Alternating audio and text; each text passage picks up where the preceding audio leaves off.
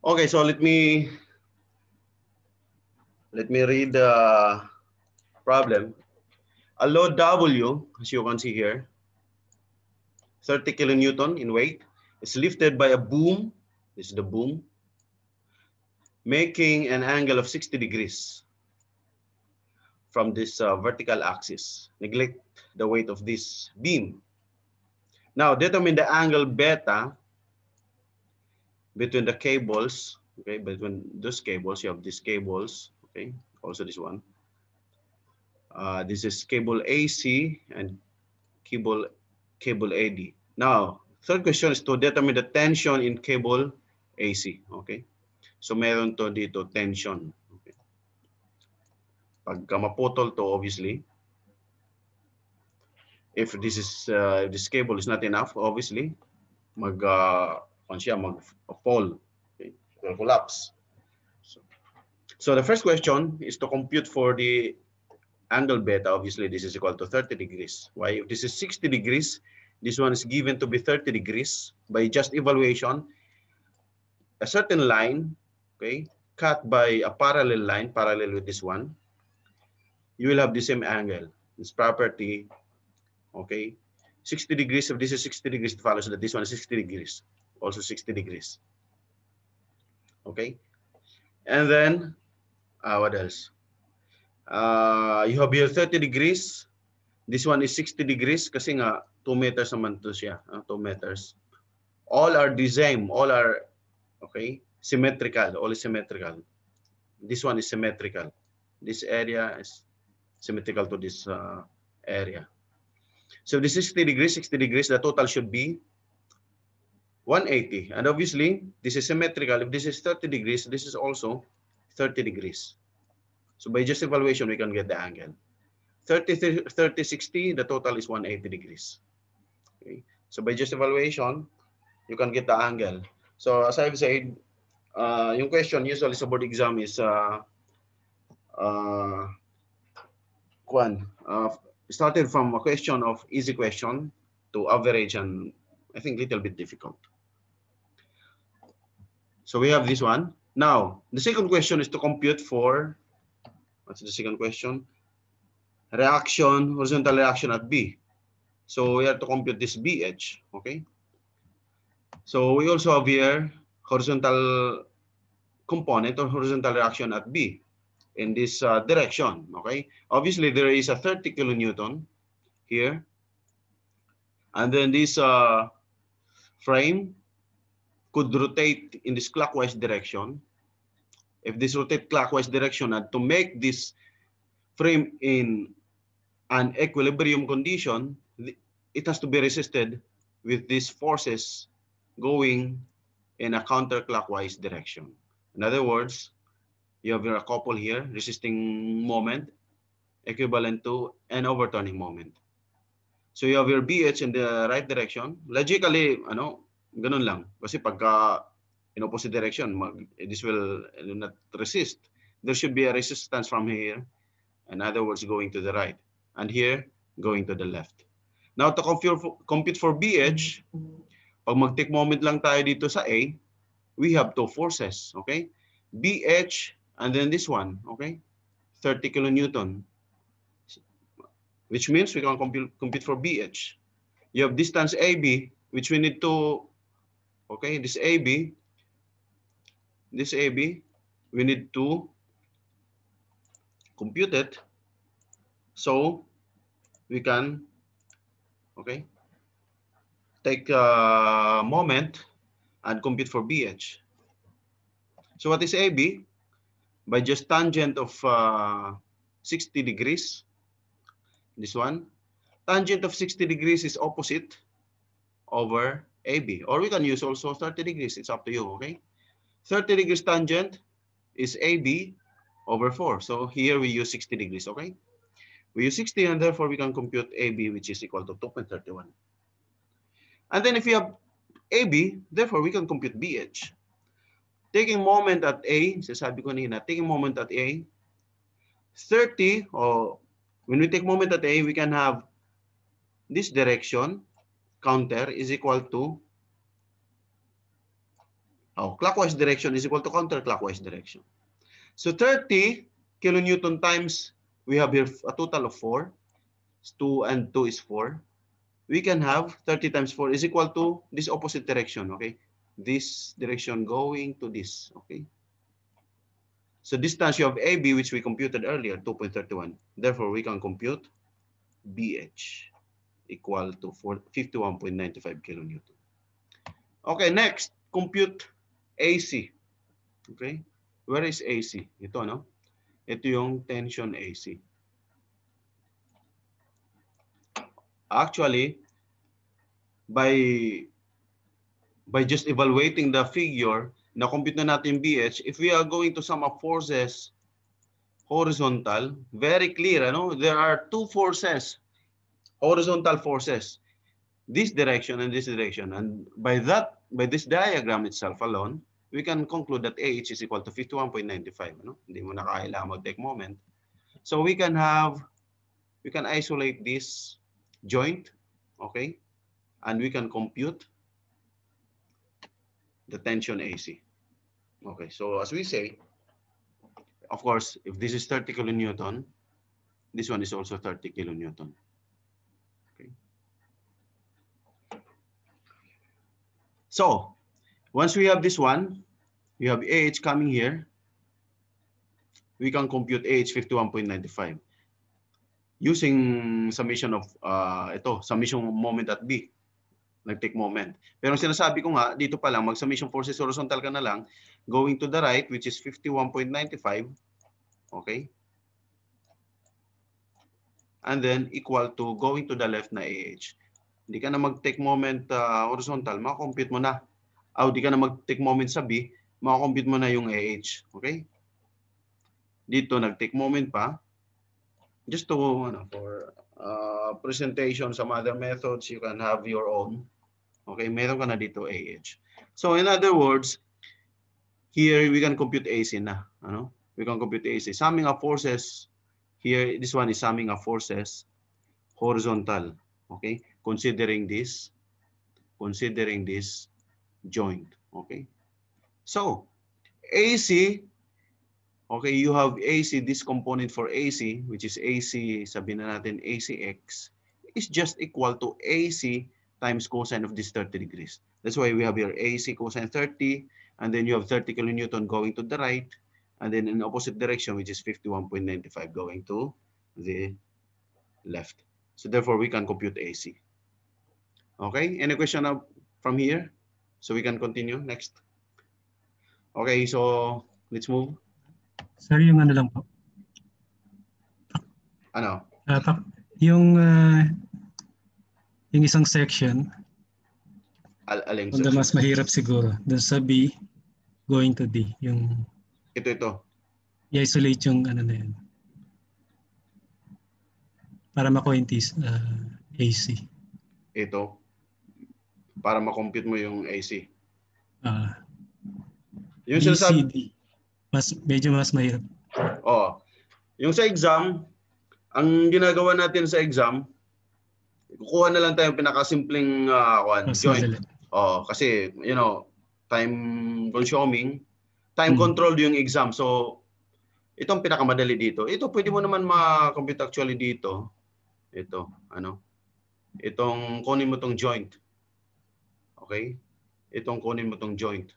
Okay. Wait, ha?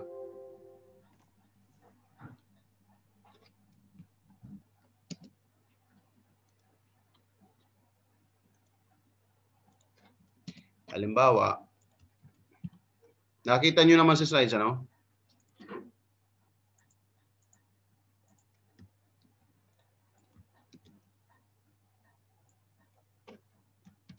Okay. Pwede naman tong kunin nyo tong ito. Kunin nyo to. Adjoint C. Okay.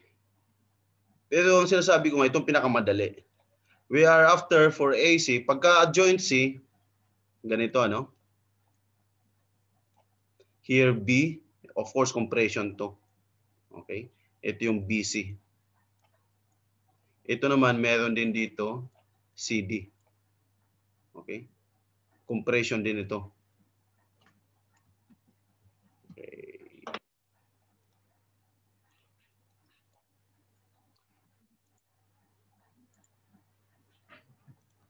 Okay.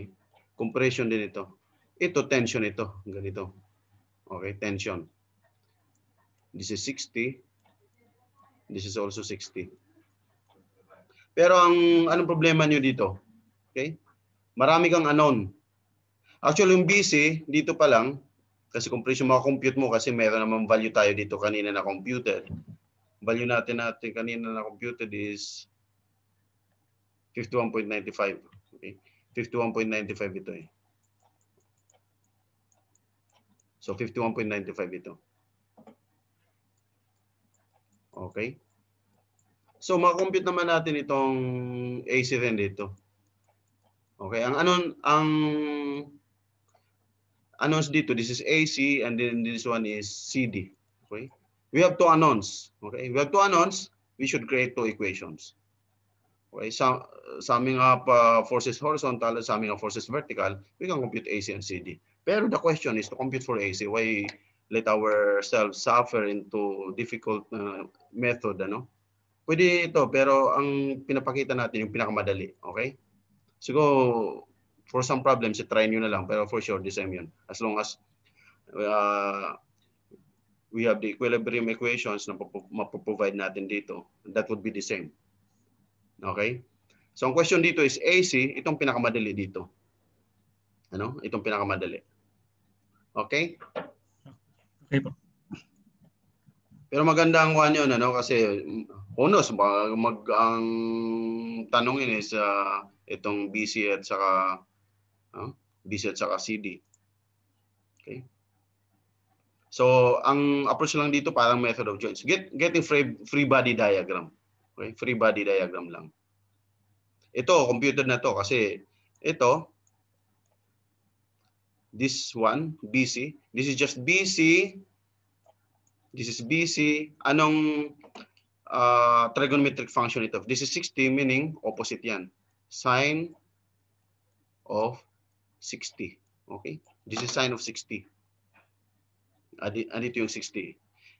Ibig sabihin, BC sine 60 is equal to 51.95. So we can compute BC. Okay? So, let us just continue. So the first question, B, reaction at B, okay na, then AC, so nakakuha na natin, ano, AC, na-answer na natin yung AC. AC, asan yung AC? Ito, ano, tension AC, na sinolve natin kanina. Okay? So, okay na yan? We'll move to the next, we'll move to the next problem. So how about this one? Okay. We have here two cylinder. The cylinders in the figure shown, you have here the big cylinder and then the small one. Have the indicated weights and dimensions. R2, let's say, to 2 meters. Radius is 2 meters, auto ka, diba, R2. R1, 1 meter. The load here, the big is 400, whereas for small is 200. Assuming smooth contact surfaces. Ibig sabihin, pag smooth, we neglect friction. Okay? Obviously, kasi yung discussion natin dito is wala pang friction, so neglect yung friction. Okay? We neglect friction. Determine the reactions at A, B, C, and D. A, B, C, and D. Okay? So obviously, meron dito mga forces dito. Ita-transfer din yan dito. Okay? Andito yung reactive elements niya at contact body. From here, magsusupport muna siya doon. Ito naman, of course, dito. Going towards here, it's just like the same here. Here, meron din dito sa A, na ganon. Okay? Here, meron din ganito sa B. Okay? So we can have a free body diagram for the small cylinder. and for the big cylinder as well. Okay, so let's have the free body diagram of those. First, for us to determine, let us figure out the dimension. So we have your R2, meaning from here, going here, you have 2. Let's say 2 meters, okay? At dito naman, mula doon, papunta dito, 1. Dapat dito, okay? 1. So the remaining, what would be the remaining? Okay, if it's 2 and then 1, so obviously that's 2.6. 2.6 plus 2 plus 1 is 5.6. Okay? Ayan naman. So if we have this one, we can compute for the theta. Kasi nga, ito... Sir, excuse me, sir. Okay. Yung distance natin, sir, assume or computed? Computed. So, hindi. By observation. We don't assume. Itong 2, given to, okay? R2 or 2 meters, given ito. Radius, if that is radius din ito, di ba? Opo. So kung 2 ito, andyan yan, nilagay ko na to. Kasi radius siya, di ba? Similarly here, kung R1 yan, or 1 meter ang radius, dito, 1 din, ano? Kasi radius nga. So this is 1 also. Okay? Okay? Okay, so radius siya, radius. Okay? So kung 2 ito naman 1. Oh, welcome. Basta interrupt nyo lang, okay? 2 and 1 is 3. 5.6 ito, magiging 2.6 ito. Okay? Check ko nga kung naka-record. Okay. So, let's continue. This 2.6, we can compute now theta. Kasi kailangan natin yung angle para mamaya, pag mag-compute tayo ng yung reactions dito, okay, na tinatransmit papunta dito, makompute natin yung angle. Looking at by this drawing itself, makocompute natin yung angle. Okay? Ano yung triangle na yan? Para makompute natin ang triangle, meron na tayo ito, no? Di ba? This one is 2.6.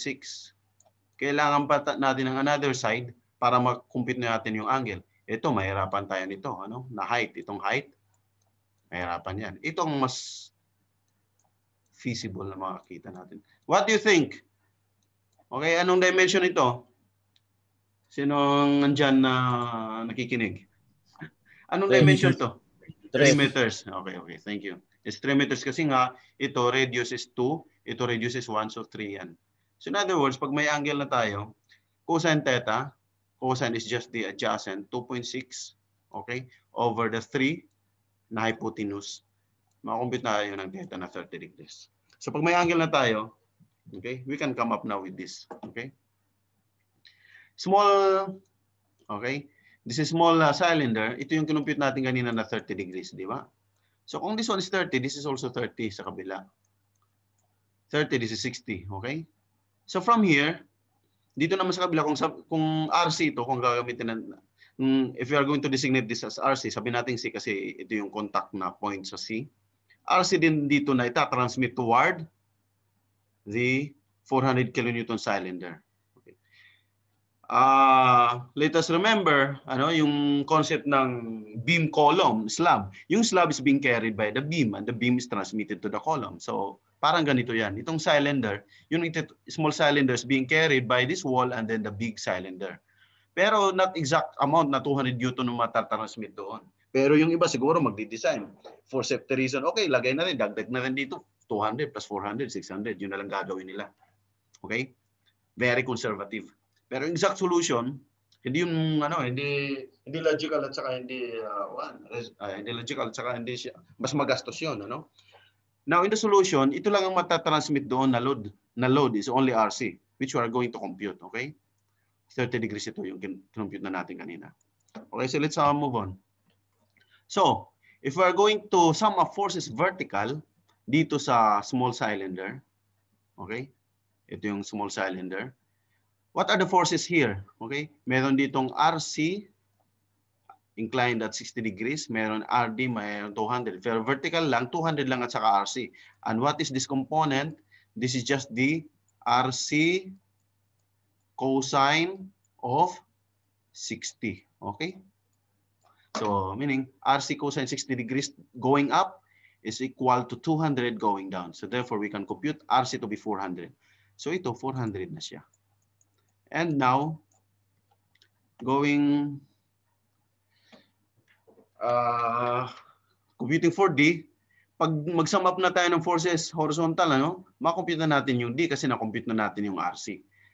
And this component is just the horizontal component of RC, which is just sine of 60. Kung gamitin nyo 30, it's cosine of 30. Kung 60, we use sine. Multiply by RC, which is 400, we can compute RD. Okay? Ito yung isang tanong. Okay? Na equal to 346. Okay? I hope it's clear to everyone. Okay? Now, taking or summing up forces vertical for the big cylinder. Okay? Big cylinder, merong 400 kilonewton. And then yung RC transmitted from the small cylinder going in this direction at an angle of 30 degrees. Merong reaction sa wall towards the center, it's RA. And then meron din reaction from the floor at point B going up. So from the figure itself, itong figure pa lang, ano, evaluate natin. Okay? Sum up tayo forces vertical, RC is given. This is already 400. Mag-sum up tayo forces vertical. Ito, may vertical component ito na sine of 30. Di ba? 30 degrees ito. This is sine of 30 times 400. Makukompute na natin yung RB, which is shown in this equation. RB is going up. Going down is 400. Okay? And then this vertical component of this 400 kilonewton transmitted from the small cylinder multiplied by the sine 30 degrees, which means the vertical component of this 400 kilonewton inclined. Therefore, we can compute RB. Okay? Hindi ko nalagay ang kuan. Paki-compute nyo na lang, ano? 400, sine of 30 is 0.5 plus 4 times 400 is 200, meaning this one is 600. Tama ba? Sine of 30 degrees is 0.5 times 400 is 200 plus 600, 400 is 600 kilonewton. Okay? So, summing of forces horizontal, okay? Makompute din natin yung RA. RA, RB, RC, RD, all are computed. Any questions, by the way?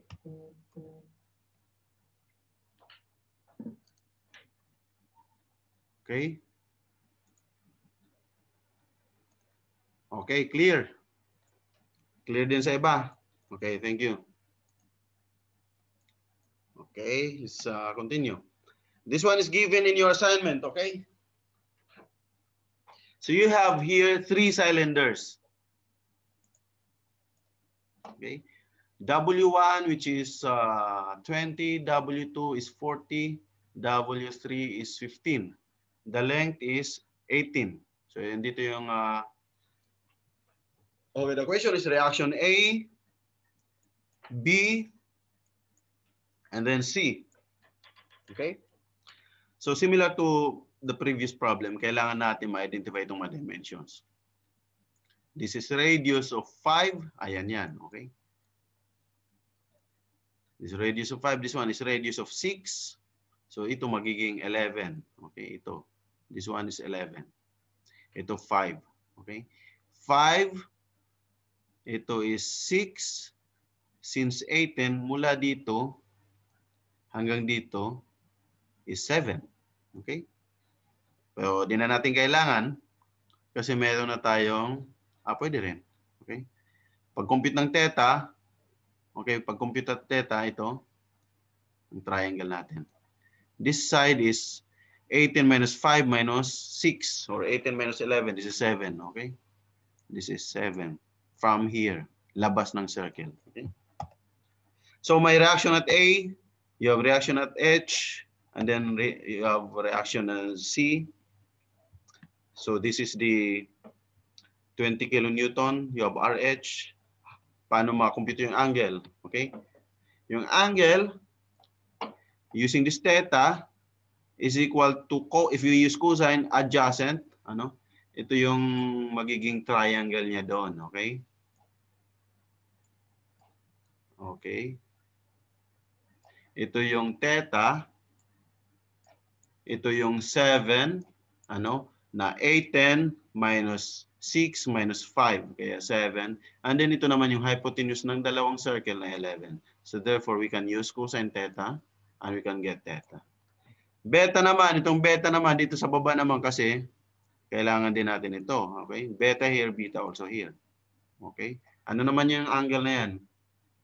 Okay? Beta. Okay, what is beta? Okay, how do you compute 8? Okay? 8, 10, merong 4 dito na radius, meron ding 4 dito na 6. Okay, so ang matitira dyan is 8. So this one is 8. Okay? And then itong hypotenuse, you have the small cylinder here at the bottom, has 4 radius. And then here has 6, meaning this one is 10. So makompute natin by cosine again. Cosine theta is adjacent, which is 8. And then hypotenuse na 10. Okay? So angle is 36.87 degrees. Now looking at the topmost cylinder na 20 kilonewton, na-compute na natin, okay? We have 50.48. Ano? This one is 50.48. Ito rin is 50.48 din. Theta din ito. So we can compute by summing up forces vertical going down and going up. Going up, that is, we say that's R1. Ano yung load that you are going to transfer. Okay? Ito, R1 dito.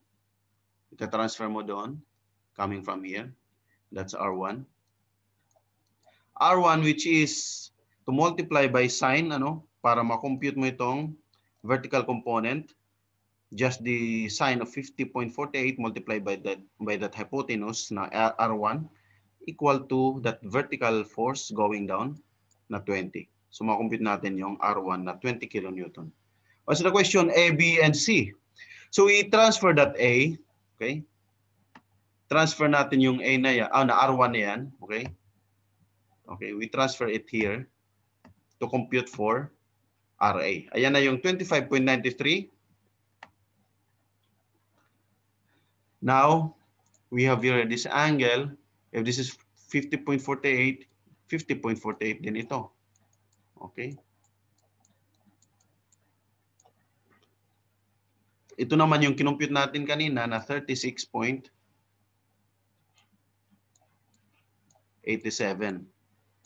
Okay? So, sum of forces vertical, okay? W2 is 40. So, let's consider forces going up as positive. Okay? Going up is equal to forces going down. Ganun na lang, ano? Para mas madali. Going up, you have R2, itong R2, multiply by sine of 36.87 to make it vertical component of R2. Equal to going down na force is 40. And then going down na transmitted load from the upper cylinder, it is just 25.93 sine of 50.48, and then we can compute R2. Kino-compute natin yung R2 para i-transmit natin doon sa dito, okay? Sa lower cylinder. Na later we are going to compute for RC and RB. Andito yung RB. Now, first question is to compute for RA. Okay? So sum up just forces horizontal. Ano yung mga forces horizontal? RA going to the left. So sabihin natin, going to the left is equal to going to the right. Okay? O pwede rin kayo sum up nyo lahat, equal to 0. Summation of forces going to the right is positive. Then equate to 0. Okay? Pero pwede rin ganito, ano? Going to the left and going to the right. Pwede i-interchange ninyo. Pwede rin. RA is going to the left, equals to all forces going to the right. First, 100 kilonewton. Yung 100 kilonewton, ito yung R2. Ano? R2 na na-compute natin is 100 na. Ano? Coming from here. Okay? So, 100 times cosine of this 36.87, cosine niya, that becomes horizontal component of that R2 or 100, plus 25.93, ito naman yung transmitted load galing sa taas. 25.93 multiplied by this cosine of 50.48, then we can compute RA. Okay? So first question is to compute for RA. Nakuha na natin.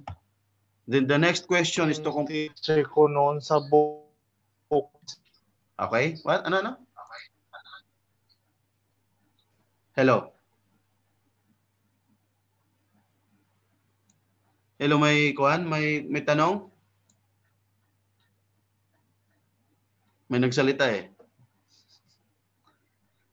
Sino kaya yun?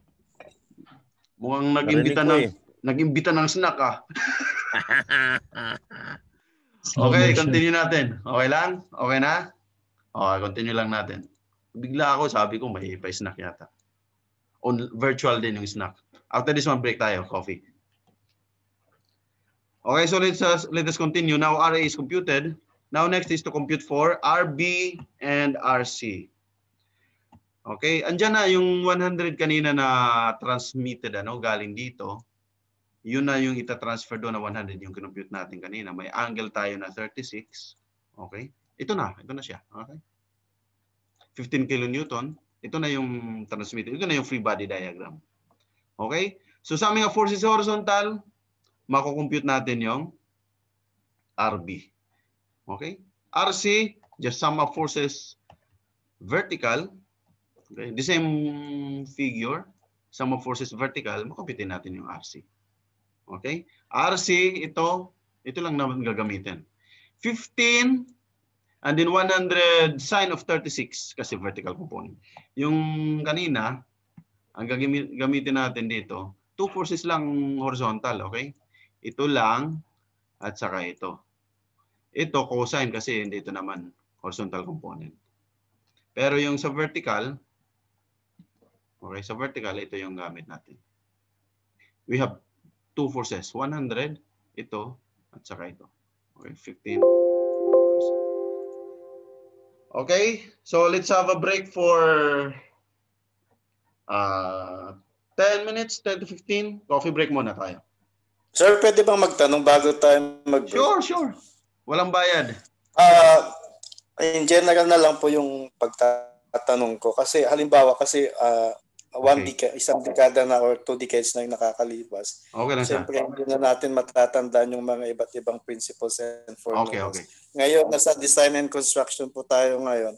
Ano ba yung mga dapat nating ipasok dito? Kasi tayo ng hindi natin na alam kung ano yung mga basic formulas na pwede natin or principles na pwede nating ipasok dito sa mga problems na to. Ito, nag-uumpisa tayo sa basic ito. First, Oo nga po, sir. So basic talaga itong ginagawa natin ngayon. So Oo nga po, sir. Ang gusto ko lang sana kung ano yung mga dapat nating pakakatandaan bago tayo ng mga problems, ano yung mga paano na-derive yung ganito. Ano ba yung mga basic na yan yung pinang-anuhan natin. Actually, kasi halimbawa 2 decades na po nakalimutan. I understood. Actually, itong ginagawa ko ngayon, dinidiscuss ko ito yung very basic talaga sa design. Summation forces vertical, summation of forces horizontal. Itong mga dinidiscuss ko ngayon, andun man to sa slides na nakakakuha sa classroom. Itong very basic talaga to. Pero maliban dito, yung mathematics, kasi yung operation dito, mathematics eh. Yung sa mathematics, importante din yun. Kasi ang mathematics natin is applied mathematics. Yun ang ginagamit natin na concept. Yung mga requisites natin dito sa design. Yung ginagawa natin dito, actually nasa basic pa lang tayo ng design kasi kuwan pa lang to mechanics eh. So tandaan nyo talaga to. Summation, if you remember in our first meeting that I discussed, the 3 equations that you have to remember. Equilibrium equations, okay? Summation of forces horizontal, okay? Wait.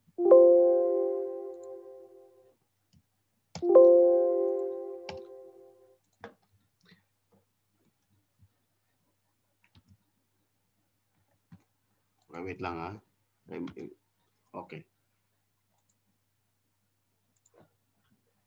Basic sa design, yung mga equations na mag-i-start tayo, lalo sa determinate structures pa lang naman tayo, yung equilibrium equations na summation of forces vertical equal to 0. Ibig sabihin, kung may forces tayo, ano ba ito, may forces dito, Cartesian coordinate system tayo, may force dito, or ano pa mga forces. Okay? Pag sinum-up natin lahat ng forces vertical, kasi equilibrium nga siya, ibig sabihin pagka equilibrium state, in a balanced state, lahat ng forces going to the right should be equated to 0. Okay? Kaya pagka, all forces going to the right as positive, pagka in-equate nyo lahat ng forces, halimbawa ito, F1, F2, F3, F4, Pagka inequate nyo lahat yung mga components na yan, ito, mga inclined to siya, no? May mga horizontal at saka vertical components siya. Yun ang dinascuss ko sa first meeting. Pag inequate mo yung lahat na forces vertical, dapat equal to 0 siya. Okay? Ganon din yung forces, horizontal pala ito. Ganon din yung forces vertical, equal to 0 din siya. Okay, so anyway, mag-attend ka lang ng meeting regularly, I'm sure. Yung sinasabi mong decade na yan, mababalikan mo yan. Okay? Kasi lalo nga ngayon, na nag-uumpisa pa lang talaga tayo. Nasa forces in equilibrium pa lang tayo. Okay? So, kaya mas lalo na kailangan mag-focus ka dito at wala kang ma-miss. Anyway, may mga video naman tayo na pwede mong mabalikan. Okay, kung yun ang worry mo. Pero, I can see it na based on my experience sa mga previous mo, yung mga nagpasa, sa inyo, decade din talaga yun. Na pagka sumunod lang nito, kasi ito yung very basic eh.